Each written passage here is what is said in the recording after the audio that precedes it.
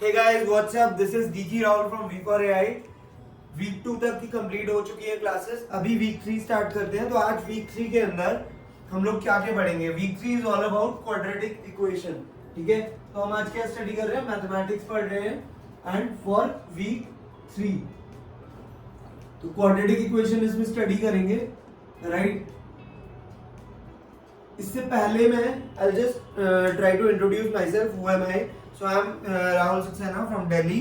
I have done BTech and I have worked in industry for 6.5 years as a data scientist primarily, and worked with clients like Sony, AB InBev and Udacity as well. But अभी मैं क्या कर रहा हूँ, I am a student of IIT Madras as well, just to keep myself upskilling. तो मैं काफी सारे और भी जगह से कोर्सेज करता रहता हूँ.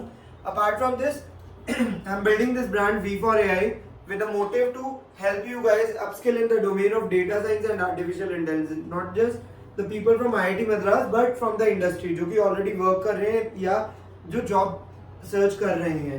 ठीक है, so that's my motive. For IIT Madras student मैंने एक बहुत nominal price पे 999 पे पूरा बैच रन कर रहा हूँ, जिसके अंदर हम लोग लाइव सेशंस ले रहे हैं एंड रिकॉर्डिंग्स भी प्रोवाइड कर रहे हैं for the whole IITM curriculum of qualifier preparation, जिसके अंदर काफी अच्छे रिजल्ट्स आ रहे हैं बच्चों को. And you guys can also think of enrolling if you are interested. If you want my guidance then you can join that batch by going to my website v4ai.com. v4ai.com.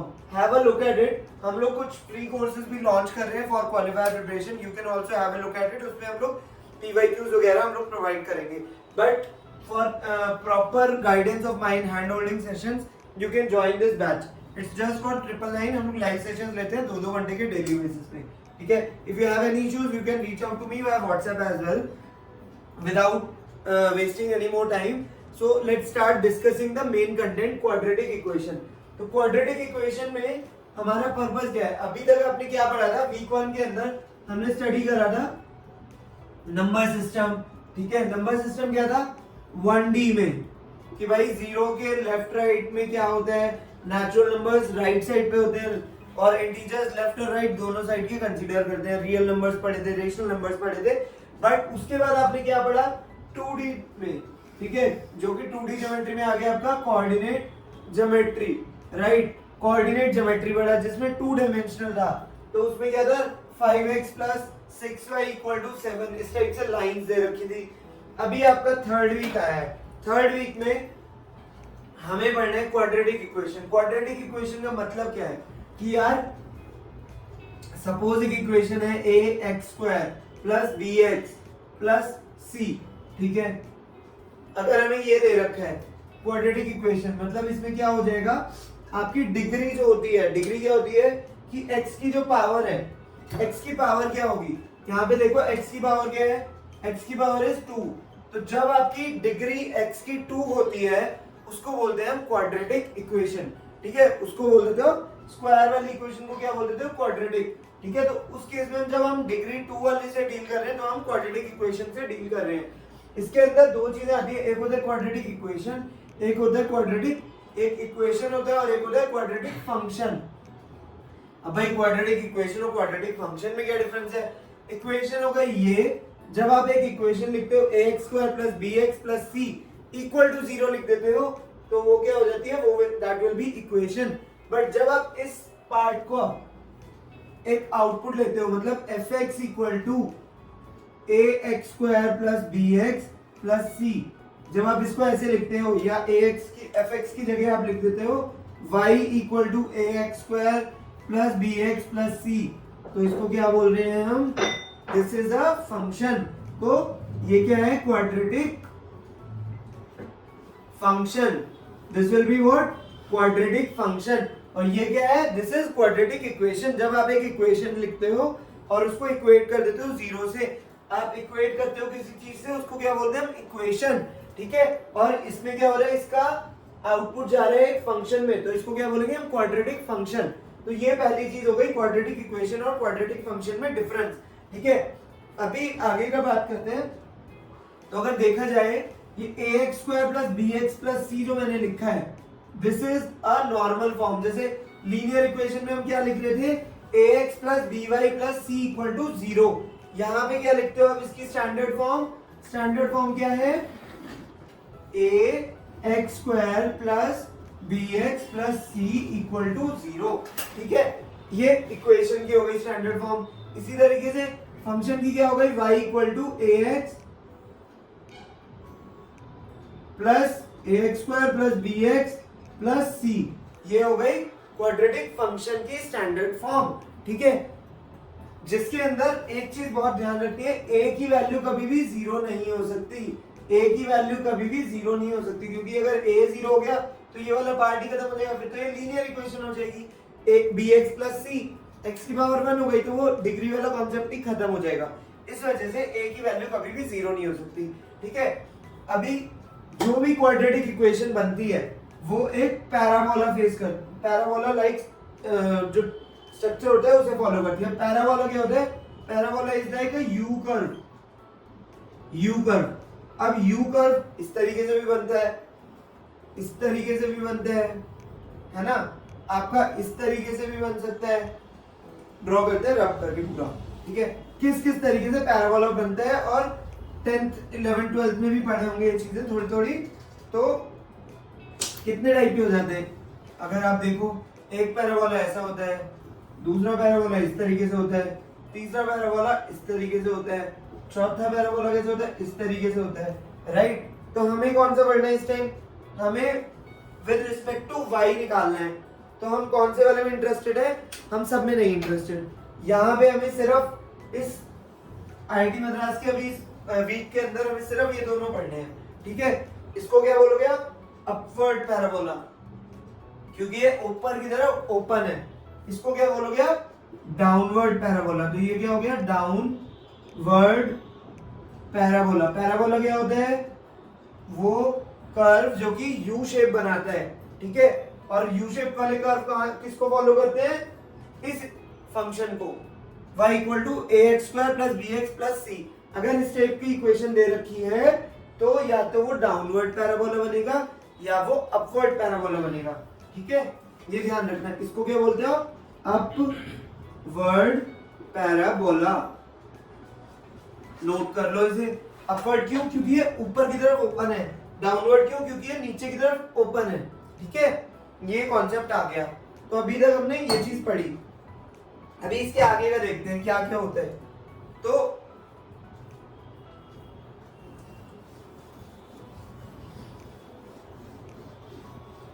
अगर आपको एक upward parabola दिया हुआ है, ठीक है, let's say you have been given this parabola.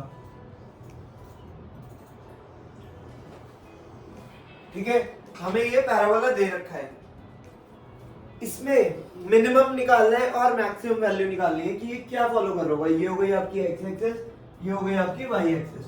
ठीक है, मुझे बताना है इसमें मैक्सिमम वैल्यू क्या है। ये ओपन है ऊपर की तरफ, तो y की वैल्यू तो ऊपर बढ़ती जा रही है, इनफाइनाइट तक जा रही है ना, तो y ही आउटपुट है ना। तो मुझे बताना है y की वैल्यू मिनिमम क्या होगी और मैक्सिमम क्या होगी। ये क्वेश्चन बहुत कॉमन है।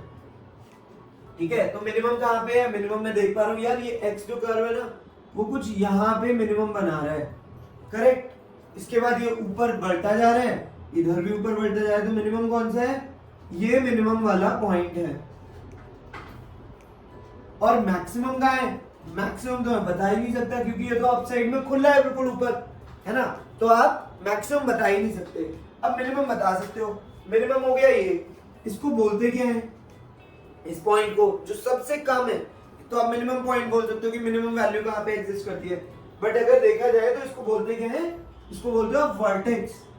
कि वर्टेक्स क्या है, जैसे ट्राइंगल में वर्टेक्स क्या है उसको बोलते हैं ना, तो इसी तरीके से यहाँ पे वर्टेक्स क्या है इसका वो बताना है। इसको बोलेंगे आप वर्टेक्स, जो मिनिमम वैल्यू बता रहे हैं इन एन अपवर्ड पैराबोला। तो अपवर्ड पैराबोला में वर्टेक्स क्या बताते हैं, मिनिमम वैल्यू। ठीक है, ऐसे ही डाउनवर्ड पैराबोला बढ़ते हैं। अभी अब सपोज तुम्हें दे दिया डाउनवर्ड पैराबोला कुछ इस तरीके से, ठीक है, ये ऐसे आगे जा रहा है, तो क्या आप इसमें मिनिमम निकाल सकते हो। अपवर्ड के अंदर आप maximum value can't be calculated.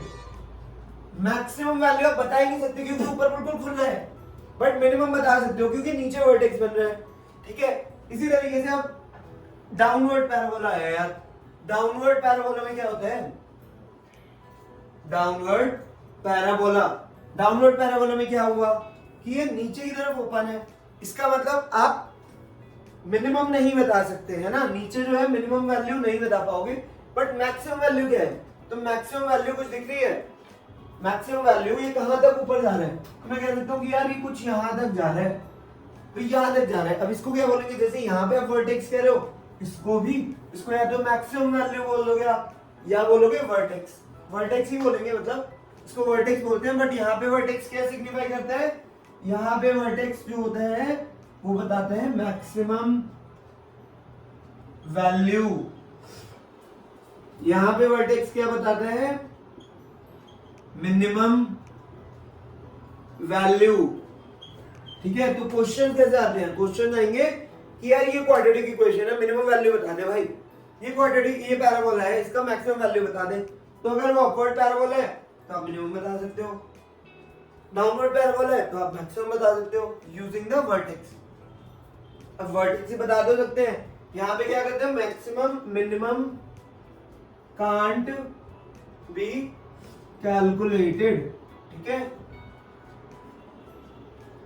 अब मैंने कहा वर्टेक्स से मैं मिनिमम और मैक्सिमम बता सकता हूँ इस पैराबोला के, बट यहाँ पे मिनिमम की वैल्यू बताऊंगा कैसे, is there any formula, yes we do have a formula. तो फंक्शन क्या होता है, y equal to ax² plus bx plus c, ठीक है। वर्टेक्स का फॉर्मूला क्या है, लिख लो, vertex will be equal to, क्या होगा, vertex will be equal to minus b, vertex ये है तो इसके कोऑर्डिनेट्स होंगे x, y होंगे ना, इस वर्टेक्स के कोऑर्डिनेट होंगे, ऐसे इसके भी x, y कोऑर्डिनेट्स होंगे कुछ। तो x कोऑर्डिनेट्स क्या होते हैं, वर्टेक्स का x कोऑर्डिनेट क्या होगा, x coordinate will be minus of b upon 2a, minus of b upon 2a, ठीक है। और y कोऑर्डिनेट क्या होगा, y कोऑर्डिनेट होगा इस फंक्शन के अंदर, इस फंक्शन के अंदर इसकी वैल्यू पुट कर दो, तो f of minus B upon 2a, तो x की value minus B upon 2a इसमें रखोगे तो जो भी y की वैल्यू आएगी वही y कोऑर्डिनेट हो जाएगा, ठीक है। सेम फॉर्मूला यहाँ पे है, vertex will be equal to, vertex क्या होगा, x कोऑर्डिनेट होगा माइनस बी अपॉन 2a और y कोऑर्डिनेट क्या होगा, f of minus B upon 2a, same, ठीक है। तो इस तरीके से आप x और y कोऑर्डिनेट्स निकाल सकते हो इजीली, करेक्ट, यस। उसके बाद एक और कॉन्सेप्ट है, तो हमें वर्टेक्स समझ आ गया, मिनिमम वैल्यू निकालना आ गया, मैक्सिमम वैल्यू आ गया, काफी क्वेश्चंस बन जाएंगे इस पे भी, ठीक है। अब सॉल्व कर पाओगे एक्टिविटी क्वेश्चन। आगे बढ़ते हैं। अभी यार ये पैराबोला दिया है, मैं देख रहा हूँ कि ना दोनों तरफ इक्वली जा रहा है, तो क्या, जैसे हम मिरर में देखते हैं तो दोनों तरफ सेम इमेज आती है, तो क्या मैं इस लाइन को, क्या मैं एक यहां से लाइन ड्रॉ कर सकता हूं इस तरीके से, जिसके लेफ्ट और राइट में, जिसके लेफ्ट एंड राइट में सेम इमेज हो, इसमें क्या हो जाएगी, इसमें यहां पे हो जाएगी, करेक्ट। तो ये कहां से पास कर रही है, this is passing through the vertex only, है ना, this is passing through the vertex only. तो इस लाइन के दोनों तरफ पैराबोला विल बी इक्वल, बिल्कुल सेम सेम सा ही दिखेगा आपको, ठीक है। It will be in symmetry, ये सिमेट्री में होगा, जैसा इधर है वैसी ही सिमेट्री में उधर होगा, राइट। इसी वजह से क्या बोलते हैं इसे, एक्सिस ऑफ सिमेट्री, इसीलिए क्या बोलते हैं इसको, एक्सिस ऑफ सिमेट्री। अब ये सिमेट्री लाइन जो है पास कहां से हो रही है, देख लो वर्टेक्स से पास हो रही है, तो इसको, और ये क्या है, वर्टिकल लाइन है, तो वर्टिकल लाइन का फॉर्म क्या होता है, equation x equal to a, तो यहाँ पे कोऑर्डिनेट्स क्या है, माइनस बी अपॉन ए 2a, है ना। तो इसकी क्या आ जाएगी, एक्सिस ऑफ सिमेट्री का सीधा सीधा formula x equal to minus of b upon 2a, formula क्या हो जाएगा एक्सिस ऑफ सिमेट्री का, x equal to minus B upon 2a। Same यहाँ पे होगा, एक्सिस ऑफ सिमेट्री का फॉर्मूला क्या होगा, minus of x equal to minus of b upon 2a, ठीक है। ये दोनों, ये फॉर्मूला हो जाएगा एक्सिस ऑफ सिमेट्री का। इसके ऊपर क्वेश्चंस आते हैं और बनेंगे भी, ठीक है। तो ध्यान से समझ लो इस चीज को, नहीं समझ आई पॉज करो, नोट्स बनाओ, दोबारा देखो, ठीक है। बाकी बहुत इजी है, अभी इस चीज में एक चीज हम मिस कर गए कि यार अपवर्ड पैराबोला भी पढ़ लिया, डाउनवर्ड भी पढ़ लिया, बट मुझे पता कैसे चलेगा कि अपवर्ड है या डाउनवर्ड है, राइट? तो how we are going to identify it? Identifying whether the parabola, whether the equation is of an upward parabola or a downward parabola, right? कैसे करोगे? तो अभी हमने ये वाली चीज पढ़ी, ठीक है? इसके अंदर दो केसेस होंगे, एक ये अपवर्ड वाला और एक ये डाउनवर्ड वाला। तो when a will be greater than 0, when this a will be greater than 0, जब a की वैल्यू 0 से बड़ी होगी तो आप क्या बोलोगे उसे? That will be considered as an upward parabola। जब a की वैल्यू 0 से कम होगी तो आप क्या बोलोगे उसे? a की वैल्यू लेस देन 0 होगी तो हम क्या बोलेंगे उसे?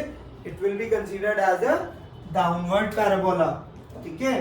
तो इस तरीके से होता है, a की वैल्यू 0 से बड़ी है तो हम उसे क्या बोलेंगे? Upward parabola. a की वैल्यू 0 से छोटी है तो हम बोलेंगे उसे डाउनवर्ड पैराबोला। सपोज क्वेश्चन आया y equal to minus of x plus 5x square plus 7, ये कौन सा है? ये कौन सा पैराबोला होगा? अपवर्ड होगा, डाउनवर्ड होगा? ऐसी एक क्वेश्चन है y equal to minus of x minus 5x square plus 7, ये कौन सा होगा? तो देखो इसका कोएफिशिएंट क्या है यहाँ पे? a क्या है? ये bx, इसको अगर आगे पीछे करके लिख सकते हो 5x square minus x plus 7, तो ax square plus bx plus 7, तो a की वैल्यू क्या है यहाँ पे? 5, तो a क्या है? ग्रेटर देन 0 है, तो ये कौन सा हो जाएगा? This will be upward parabola. यहाँ पे देखें तो इसको कैसे लिख सकते हो? y equal to minus of 5x square minus x plus 7, तो ये क्या हो गया? a की value a is less than 0, तो इसको क्या बोलेंगे? डाउनवर्ड पैराबोला, है ना? This will be downward parabola. तो इस तरीके से चलता है, ठीक है? अपवर्ड डाउनवर्ड समझ आ गया, तो उसके बाद आप वर्टेक्स निकाल सकते हो, उसके बाद आप मिनिमम मैक्सिमम वैल्यूज बता सकते हो, एक्सिस ऑफ सिमेट्री बता सकते हो। This is how you can go ahead and solve this type of problems. इसके बाद एक और कॉन्सेप्ट आता है बहुत सही सा, स्लोप। स्लोप क्या होता है? ठीक है, स्लोप हमने उसमें भी पढ़ा था वीक 2 में। Slope is what? Slope tells about the कि कितना स्लैंट है, कितना ज्यादा वो मतलब इंक्लाइंड है, इंक्लिनेशन बताता है, करेक्ट? तो अगर एक पैराबोला है, क्वेश्चन जो बनते हैं उसमें क्या होता है कि भाई ये पैराबोला दिया हुआ है, ठीक है, और इस पॉइंट पे स्लोप क्या होगा? इस पॉइंट पे slope will be like this, है ना? इस तरीके से होगा ना। तो कैसे निकालना है? अभी वो पूछ रहा है कि कैसे निकलेगा और स्लोप की इक्वेशन क्या होगी? स्लोप की इक्वेशन क्या होगी? तो अभी दिया हुआ है equation of parabola is y equal to ax square plus bx plus c, ठीक है? स्लोप निकालना है। स्लोप क्या होता है? डिफरेंशिएशन भी कर देते हैं, तो आप क्या निकाल सकते हो? dy बाई dx, तो क्या हो जाएगा? इसको करेंगे a d by dx of x square plus b d by dx of x plus c into d by dx of 1, तो ये क्या हो जाएगा? ये तो कांस्टेंट है, this will go to 0 because differentiation of a constant is 0, right? यहाँ पे क्या होगा? ये x स्क्वायर है तो ये आ जाएगा a इंटू 2 ऑफ x, ये हो जाएगा b into, this will B 1, तो b आ जाएगा, तो 2ax plus b will be the slope, ठीक है? इसको भी याद कर सकते हो, डायरेक्टली ऐसे डिराइव कर सकते हो, कुछ भी नहीं है, डिफरेंशिएट करके भी आ जाएगा, ठीक है? This is how you can solve this thing. तो स्लोप का फॉर्मूला क्या आ गया? Slope will be equal to 2 of ax plus b, ठीक है? इस तरीके से ये बन जाता है। अब इसके बाद स्लोप यूज करके, इन सब चीजों को यूज करके हम क्या क्या कर सकते हैं? इन सब को यूज करके आपको नेट टू नेट ये बताना है कि यार अगर मेरे को इस टाइप से क्वेश्चन दिया हुआ है तो मुझे इसके रूट्स निकालने हैं, जीरोस निकालने हैं, ठीक है? यही क्वेश्चन आएंगे कि भाई रूट्स बता दे इसके क्वाड्रेटिक इक्वेशन के, तो क्या करेंगे हम? ax square plus bx plus c equal to 0 रख देना, ठीक है? और इसको सॉल्व कर लो। जैसे फॉर एग्जांपल एक क्वेश्चन ले लेते हैं, एक क्वेश्चन ले लेते हैं, क्या होगा? क्या क्वेश्चन हो सकता है? Let's say the question is x square plus 15x plus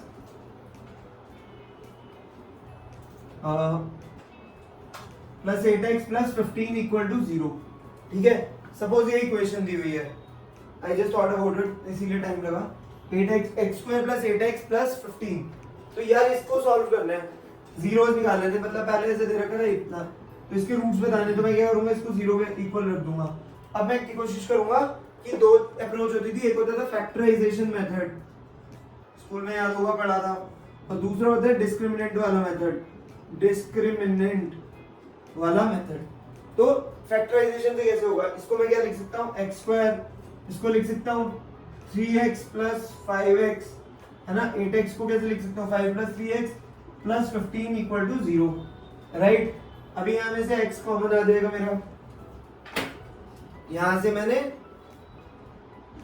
x common ले लिया, तो क्या हो जाएगा x प्लस 3, यहां से मैं 5 कॉमन ले लूंगा, तो ये क्या आ जाएगा x प्लस 3 इक्वल टू 0। अब इसको कैसे लिख सकते हो, ये x plus 3 as it is, और ये क्या है x प्लस 5 इक्वल टू 0, मतलब x plus 3 will be equal to 0 और x plus 5 will be equal to 0। तो x की वैल्यू क्या आई -3, x की वैल्यू क्या आई -5। इस तरीके से आप रूट्स निकाल सकते हो, या वो डिस्क्रिमिनेंट वाले मेथड से। अब डिस्क्रिमिनेंट वाले में क्या होता था, d equal to B square minus 4ac, ठीक है। आप इसको सॉल्व कर लो, तो b की वैल्यू क्या है 8 का स्क्वायर माइनस 4 इंटू 1 इंटू 15, तो क्या आ गया 64 माइनस 60, तो d की वैल्यू कितनी आ गई 4। d की वैल्यू क्योंकि बड़ी है, d इज ग्रेटर देन 0, इसका मतलब रियल रूट्स हैं एंड डिफरेंट है। अगर d की वैल्यू 0 होती है तो क्या होता है, रियल है बट सेम रूट्स हो जाते हैं। अगर d की वैल्यू 0 से छोटी होती है, इसका मतलब क्या होता है, इमेजिनरी रूट्स हो जाते हैं। अब x की वैल्यू कैसे निकलेगी, x की वैल्यू निकालने का फॉर्मूला होता है minus B plus minus under root of D upon 2a, ठीक है। Minus B will be minus of 8, right, ये है ना b, ये a है, ये c है, तो minus of 8 plus minus under root of 4 upon 2 into 1, तो क्या हो गया minus of 8 plus minus square root of 4 will be 2 upon 2, तो क्या आ जाएगा -8, इसको दो में कर सकते हो आप, एक प्लस माइनस, तो प्लस वाला क्या हो जाएगा -8 प्लस 2 अपॉन 2, -8 माइनस 2 अपॉन 2, तो क्या हो गया -6/2 equal to -3, this will be -5। तो आंसर क्या क्या आ गया -3 एंड -5, जो कि यहाँ भी आया था। तो चाहे आप डिस्क्रिमिनेंट वाले मेथड से करो या फैक्टराइजेशन से करो, काफी क्वेश्चंस में फैक्टराइजेशन आसान हो जाता है एंड फुल प्रूफ तरीका ये है डिस्क्रिमिनेंट वाला, ठीक है। तो आप इस तरीके से क्वेश्चन बना सकते हो। ये एक ब्रीफ ओवरव्यू था, ऑलमोस्ट सारे टॉपिक्स हमने डिस्कस कर लिए इसमें। बाकी एक्टिविटी क्वेश्चन सॉल्व करो, ठीक है। और जो भी डाउट्स आते हैं, मतलब I will be providing activity questions in the PDF format, तुम मेरे को रीच आउट कर सकते हो। You can check out, join our WhatsApp group, there we have already posted the PDF solutions of all the activity questions, तो तुम लोग वो देख सकते हो। And please do share the video with other IIT Madras students in your Google groups और जो भी WhatsApp groups हैं, so that they can also get benefit of these videos और उनके भी अच्छे स्कोर आए, because I really want you all to get into IIT Madras। जितना मैं हेल्प कर सकता हूँ, that's what I'm trying to do। And if you guys are interested in proper hand holding sessions, जिसमें सच में रियल टाइम मेरा support मिल रहा है, you guys will be in touch with me actively for all sort of issues, then you can join our batch as well, ठीक है। काफी nominal fee है। बाकी see you in the next video, do solve the activity questions, it's really important. Next week में हमारी deadline है, सो timely solve करना और सबमिट करो assignments on time. See you guys, best of luck, good bye.